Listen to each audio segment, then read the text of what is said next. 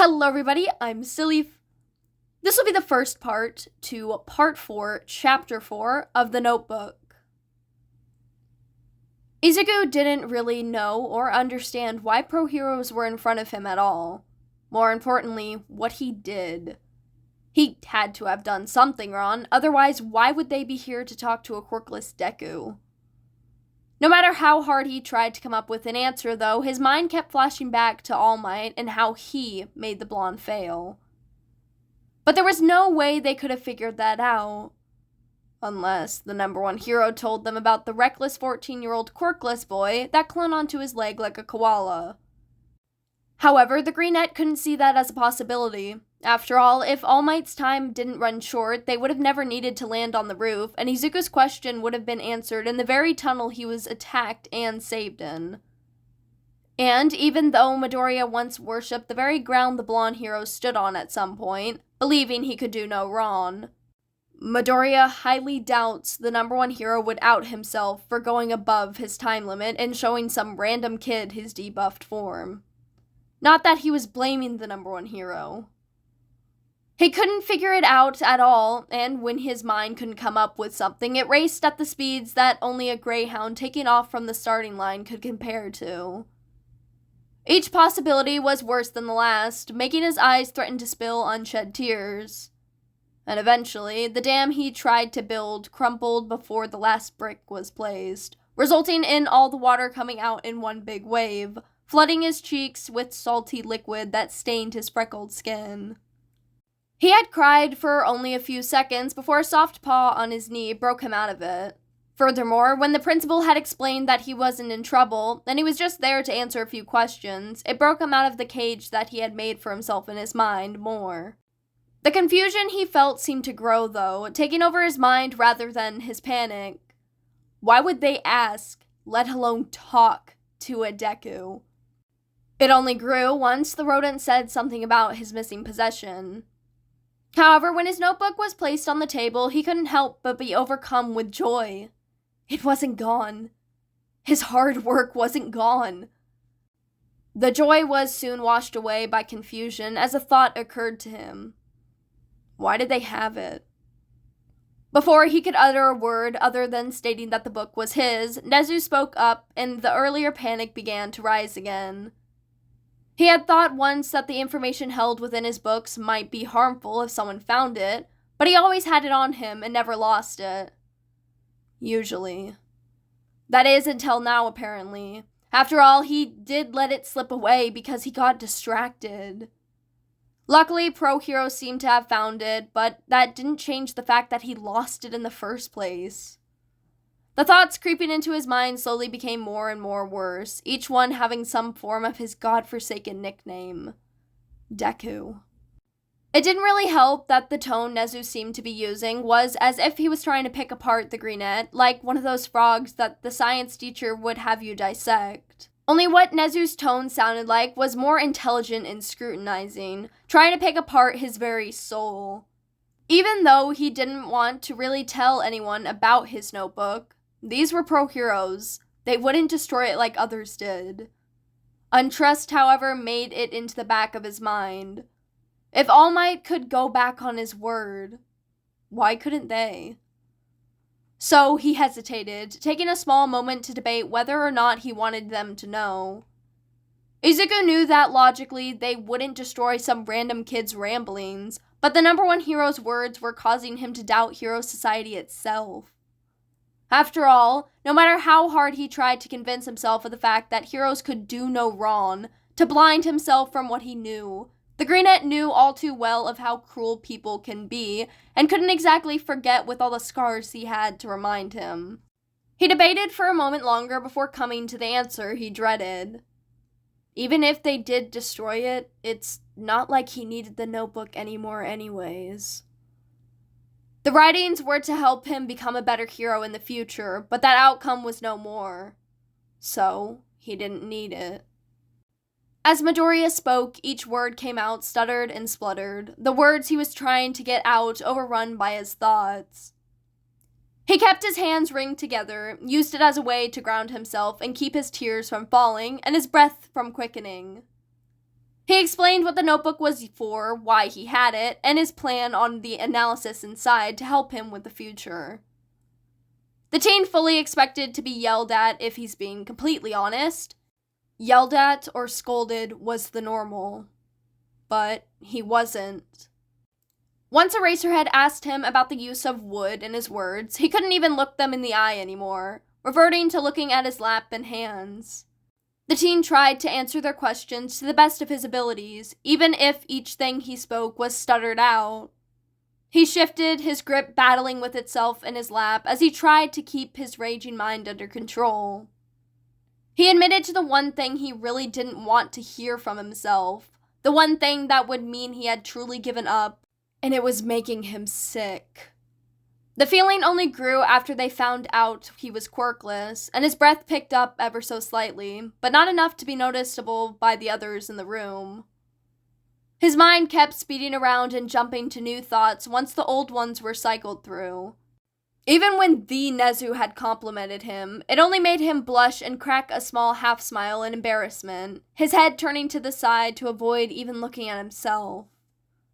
The old Midoriya may have spluttered and waved his arms around frantically in an attempt to get the attention off his bright red face, but right now, he felt almost ashamed to have the principal complimenting him. He was useless, and he damn well knew it. Having Nezu compliment him just felt wrong. Furthermore, Izuku just didn't find it in himself to even believe they wanted to know about him, wanted to care. After All Might went back on his word so easily once he found out that the Greenette was nothing more than a Deku. So why wouldn't they?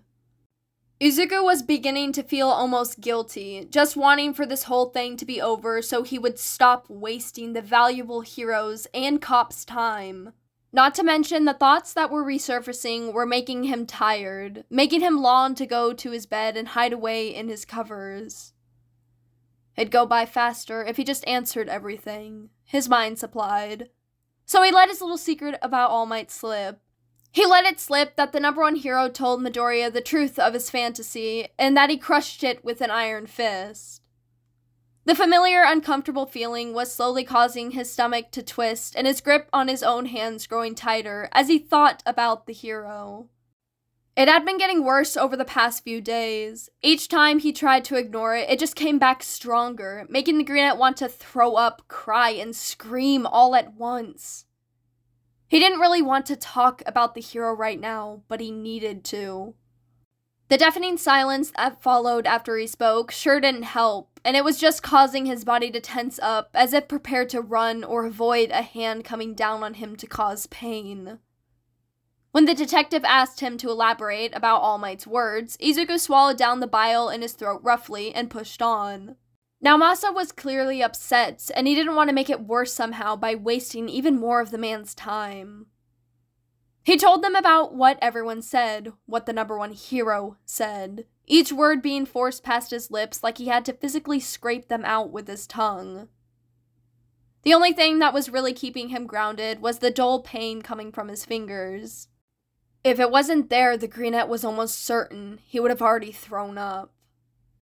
As he spoke, his voice slowly became shakier as he tried to hold back tears and ring in the sick feeling growing in his twisting stomach. Midoriya really didn't want to talk about this at all. Once he had finished speaking, Nezu's tone had shifted. This one, Izuku was having a harder time deciphering, and it made him slightly uncomfortable. He reverted to looking at his lap once more, the pain in his hands growing slightly as he did. But Midoriya couldn't exactly place why. Izuku didn't want to catch the gaze of them for even a second, as he couldn't figure out what the hybrid's tone was and didn't want to take any chances. The teen didn't want to get hit, after all. Pushing more words out of his throat, Izuku explained his experience with the sludge villain, leaving out details he thought weren't important. The rodent's tone shifted again, and this time, Izuku could pick up on the hint of concern. Why was Nezu concerned? He just got attacked. It wasn't a big deal. The principal didn't seem to think so, though, so Midoriya couldn't really find it in himself to lie when he was asked about whether or not he was given medical aid. The concern, however, couldn't exactly calm the thoughts going through his mind as he was questioned on exactly why he hadn't gone to get help. He couldn't tell them about the burn, it would get Kachan in trouble. That's why he didn't go and get help in the first place. They couldn't know that, though. His eyes grew a bit misty, but he quickly caught himself and came up with his first lie of the day. His first lie he would tell to an authoritative figure. Midoriya thought it was a pretty good lie for someone that barely was allowed to tell them. However, his heart seemed to stop when Nezu asked him to tell the truth. He felt like he couldn't breathe. How did they couldn't have known. He didn't want to get hurt. He just wanted to keep Kachan out of trouble. Maybe if he apologized now, he would be fine. Maybe it would be fine. He looked up slowly, his lungs burning slightly as they yearned for air, and locked his eyes on the detective. He must have a truth-telling quirk, or else there was no way they could have sniffed out his lie like that. Izuku knew what the other two people's quirks were, and even Nezu's quirk wouldn't have been able to detect it. There was really no way he was getting out of this. Izuku shrunk into his seat, willing it to just swallow him whole as he once again averted his gaze downward. Maybe, if he could find out how the detective's quirk worked, he could find a way around it. The first thing he said was the truth, the burn, although he didn't say who it was from. Don't get him in trouble. Don't ruin his future. The second thing to come out of his mouth was another truth, but one that was still missing detail. He was trying to see if he could just get around the quirk by leaving out details. If it worked like that, then he could avoid Katsuki's name altogether. However, if it didn't, don't ruin Kachan's chances. Without realizing it, the greenette began to cry. The stress of everything was becoming too much, and it was just so goddamn tiring. His mind was once again racing on ways to keep his childhood friend out of trouble, on ways to avoid the human lie detector in front of him, and on different memories from the past week. He felt like he was suffocating, like he couldn't breathe. The room was too quiet and all too loud, all at the same time, and Izuku just couldn't seem to get the ringing out of his ears, and a rough hand that was placed on top of his own twisted together ones broke his train of thought and caused the greenette to look over at its owner. Eraser's head was tilted to the side, his hair hanging down, and the once harsh look in the man's dark eyes was gone, replaced by something Izuku couldn't understand until the hero spoke. Midoriya paused as he realized the look in the man's eyes wasn't the pitying look he was used to. It wasn't the mad or disgusted look he got outside of his own home, but genuine care. How come this man cared for a Deku, a quirkless kid? At the realization, the teen finally let go of years of memories and emotions. His whole body was racked with tremors and hiccuping sobs, but he couldn't help but feel like there was a weight being lifted off of his chest. He never really talked about these things, and just let them be pushed to the back of his mind to ignore and pray to Kami that they went away. But the greenette never realized just how cluttered that space in his mind had become. Talking to Eraserhead was slowly clearing out that pit of harsh words and insults, slowly taking away the source of bone-deep heaviness that had been weighing down on Izuku for months. And for once in his life, Midoriya Izuku felt cared for. Alright, everybody, that concludes the first part to Part 4, Chapter 4 of the Notebook. Please make sure to check out the Discord if you haven't already, if you would like to get updates easier, get connected with people within the fanfiction community, make requests for a podfic, and more. The link to the server will be in the description. Now I hope you enjoyed, and thank you for listening.